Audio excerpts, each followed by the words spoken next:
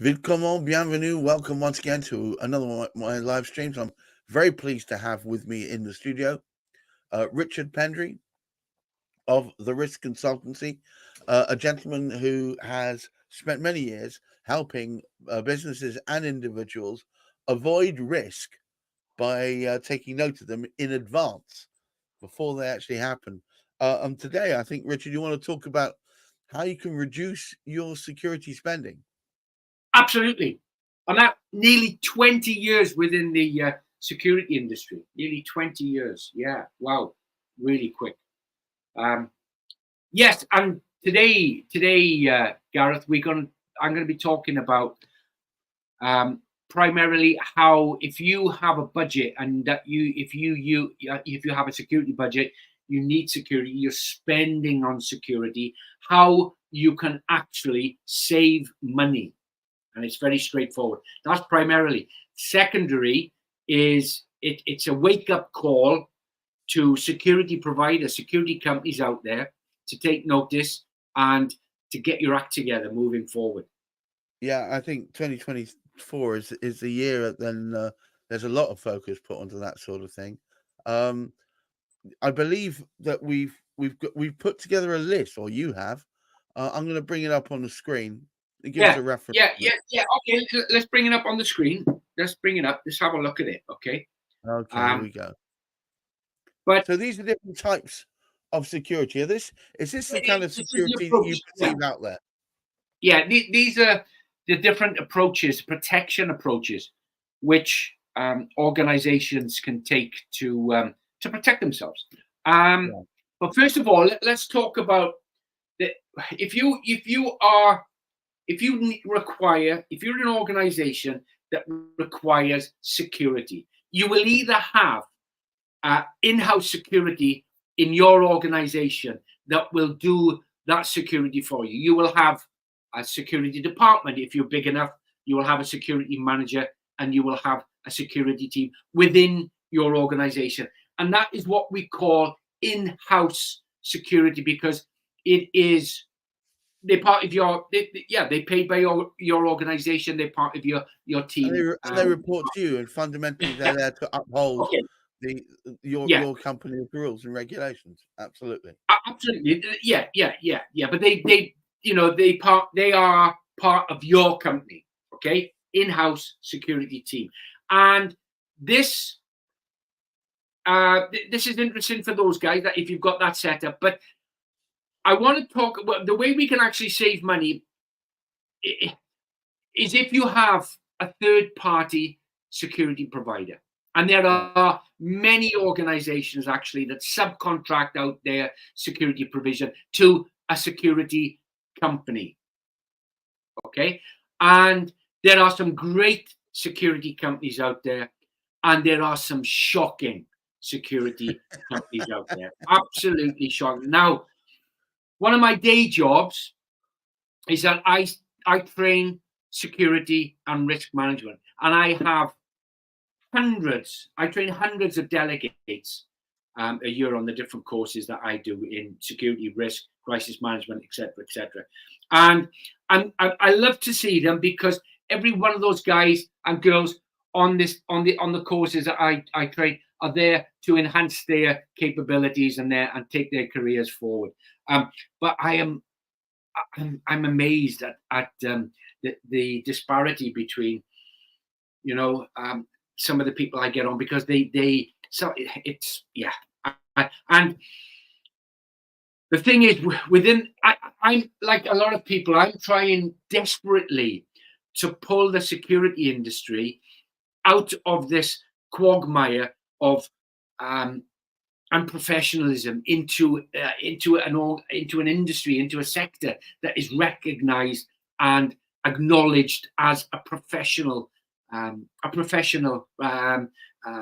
industry to be in.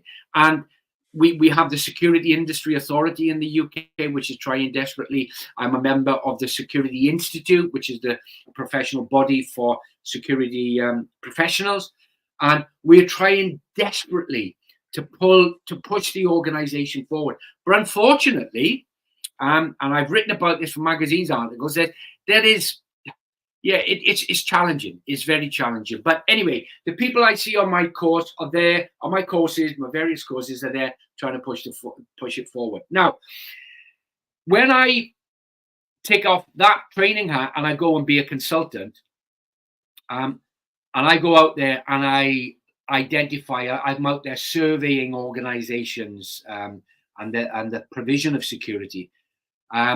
These are the things that I look at because I need to establish what approach the organization has to security. Now, and I can tell pretty much straight away what sort of approach that they have. Now, let's look at the top of the list. Copycat security. Copycat security is because you do it because everybody else does. You put security guards there, the company puts security guards. It's just we do what everybody else in that particular area or that particular sector does. Copycat. So there's no level to thought to how applicable it is. Yeah, you just replicate what you've done previously on different sites, on different locations. You just replicate it. You just put it. Is that the most common? Is that the most common thing you see? It's very common. It is very common. The most common is reactive security. Right. So it is closing the door. It all goes pear-shaped. Yeah, it's closing the door after the horse is bolted, and you get security in after a security event has occurred, and that is the most common. Right. Because unfortunately, it's very expensive to have reactive security because you're trying to fit security procedures, policies, mechanisms retroactively into something that already exists, and it's very expensive. It's like 7 or 8 times more. Yeah, I think it's around about 7 or 8% of your overall budget to fit security retroactively, and yet if you put it in place initially, it's 1 to 2%. Well, so that already sounds like a complete waste of money to me. Yeah. So if you bring security into your operations initially, it will be a big savings. And in fairness, there are a number of companies that will do this. However, there are also so many companies that don't, and they're the ones that keep me in business. Piecemeal security is that you may have identified what you need in place. However, right. You don't have the budget to do that. So when we're looking at piecemeal security, the best way to do that is to actually identify which is the things that you need to do immediately, high priority, and do those, and then work yourself down. Not ideal. However, it'll get you there hopefully at the end of that process. Baseline security, and if you're a big organization, if you're a bank, if you're a large organization, Amazon, you will have baseline security. And what baseline security is that your overarching security department will tell you what you need to have in place. That's great. What tends to happen, however, is that the baseline security will be developed for a particular environment, a particular context, let's say North America, and that baseline security doesn't work so well in Africa or in anywhere else in the world. So, and once that baseline has been identified, then it's very difficult to change it because of the whole mechanism behind it. But it is good, and security managers that have a baseline security, it's more of an audit process where they go in and say, yeah, we need this. This is what we have, etc., etc. Now, the best way of actually approaching protection within your organization is through security risk management.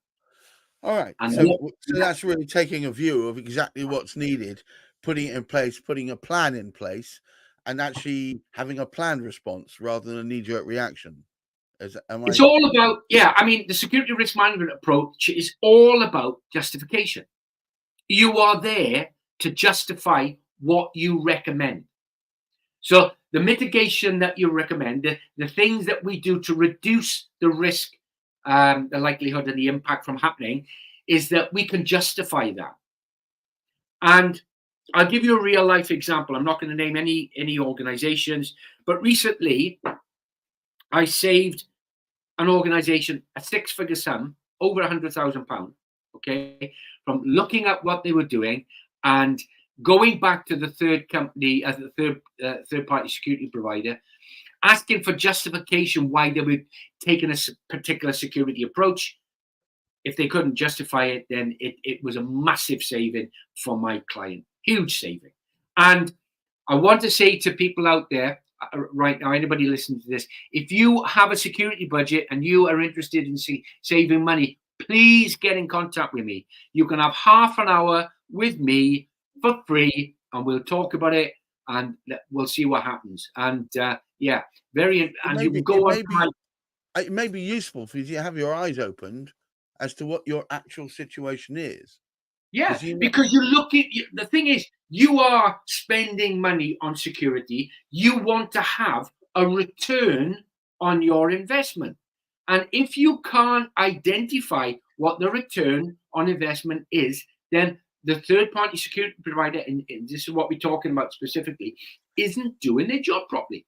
They need to be able to justify to you what you are spending money on how your business is saving money because of your investment. Right. And the thing that we need to be moving away from and looking at really, really closely is the man guarding sector. The man guarding sector is the most expensive outlay, one of the most expensive outlays that the security industry has. And if you are spending money for a security guard who is normally, well, not normally, in many occasions, the first point of contact that customers will have when they come into your store or enter into your place of work, that is on the phone and not taking any interest. What sort of view that person entering into that, coming on site and seeing that person, its first impression? What sort of first impression is that security guard giving to your clients coming on board, coming to your place of work? Absolutely shocking. I see it so many times when I'm walking around in commercial environments where you've got the security guard is more concerned about what is on his phone than is actually what is going on around him. So frustrating. But I've seen it as well. It's not uncommon, is it? It's quite normal. Yeah, but that is why we're trying to, within the security industry, we're trying to pull them out of this. Yeah, we're trying to make it more professional. And unfortunately, when you have companies, security companies, that are just more concerned about the bottom line profit instead of training their employees, their security officers, with the right way, the expectations of the client, etc., then yeah, it's very, very difficult, very difficult. But there are great companies out there that do this really professionally, and there are companies which, really fall short. All right, so you can see I've put on the bottom of the screen, if you can see everybody there, the scrolling banner, theriskconsultancy.com. It's possibly the best way to get in touch with Richard. Of course, another really great way is through his LinkedIn. I'm going to put his LinkedIn URL up in a second as well. But I cannot overestimate the amount of time you could be spending right now and could be wasting, which could be saved if you spoke to Richard and found out exactly where you are at. You may perceive that you are actually on top of everything, and may not be aware of some of the holes. And half an hour with Richard could well help you there. Yeah, and it's free. It's free. What sort of I would love to have a chat with you. What sort of topics do you cover? When you're, I mean, the thing is, this 20 years of, I've worked from, I've pretty much done, I think, everything within the security industry. I've, flying on private jets doing close protection, getting blown up and shot at in Iraq and Afghanistan, working for the United. My list goes on. Just please check out my LinkedIn profile. And what I love to do is to be able to pass on the knowledge, the mistakes that I've made, on to, when people come on my training courses. I do that. I love that interaction. So take 30 minutes, come and have a chat. All right. So and Gareth, we've got to tell the listeners that I'll have my own podcast coming out soon, so we'll let you know what's going on, and that's still a work in progress. And I'm getting together a very good list of people who want to come on that, and we'll be advertising that soon. So there's a direct link to his LinkedIn right there. Don't hesitate. The first thing you should be doing is getting in contact with him. You should be able to find a link there to his Calendly link. If not, please don't hesitate to look at the website as well, theriskconsultancy.com. And the podcast that Richard's putting together, I think it's going to be really great. It's going to give him the opportunity to interview other people, both within and without of his industry, talking about topics that really matter. So I hope you find that something that you'll hopefully learn to love. And please get in contact if you want to talk about any of the topics that we've brought up in this or any other of our podcasts. All right. Thank you so much for taking time out to talk to me today, Richard. I'm going to just end off by saying thank you very much. Actually, you taught me a whole lot in a relatively short period of time. But there's so much more to it than that. So please contact Richard, as I said, possibly on his LinkedIn. There it is there. And watch out. The first podcast should be coming very soon, but we will be announcing it on LinkedIn when the exact date is booked. So until then, many thanks to all of you for watching today. And thanks for all the thumbs up, by the way. We've been getting a few of those as well. And I look forward to seeing you next time. Remember, everybody, try and stay safe, be risk averse, and also have a safe mental health. Bye-bye now. Not too risk adverse, though.